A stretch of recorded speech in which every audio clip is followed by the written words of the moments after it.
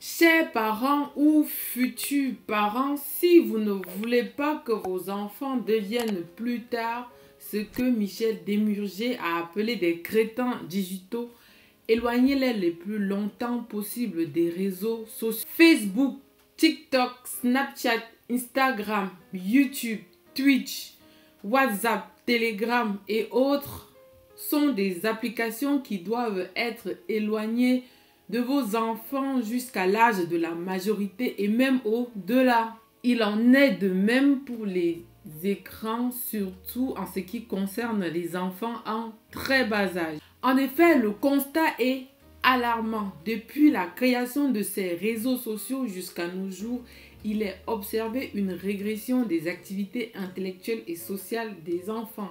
Et pire, les jeunes souffrent de plus en plus au niveau physique et mental. S'il est vrai qu'aujourd'hui, Internet nous offre des opportunités en termes d'emploi, de création, d'information et d'ouverture au monde, sans un certain recul qui manque notamment aux jeunes, les réseaux sociaux sont très nocifs pour la santé physique et mentale. Il n'est plus à démontrer que la surexposition de certains contenus se trouvant sur des réseaux sociaux peuvent avoir pour conséquence la dépression, l'addiction, l'isolement, la dysmorphophobie.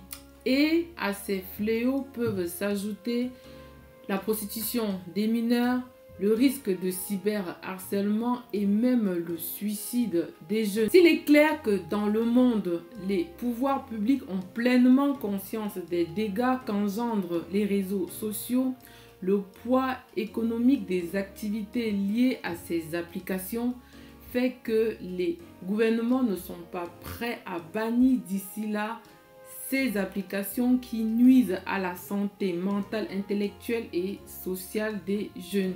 Ainsi, face à l'incapacité des États à contenir les effets néfastes des réseaux sociaux, il appartient à vous, parents, de prendre toutes les dispositions nécessaires pour éloigner vos enfants des réseaux sociaux. D'ailleurs, il faudrait savoir que presque tous les grands patrons de la Silicon Valley, ces créateurs des réseaux sociaux, ont interdit ou interdisent non seulement à leurs enfants l'utilisation des smartphones ou des iPads, mais également l'utilisation de ces réseaux sociaux. Toujours dans la Silicon Valley, lieu où sont créés la majorité de ces réseaux sociaux, il existe même une école non connectée où sont scolarisés la majorité d'enfants d'employés d'eBay, Apple, Yahoo et j'en passe. La Suède, qui avait misé pendant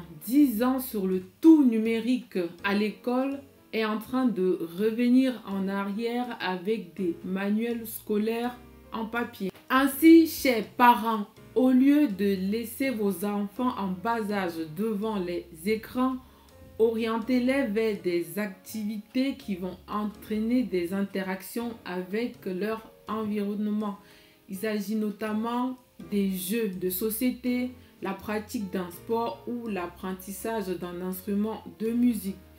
Je vous dis à bientôt pour la publication d'un autre contenu éducatif et surtout restez curieux.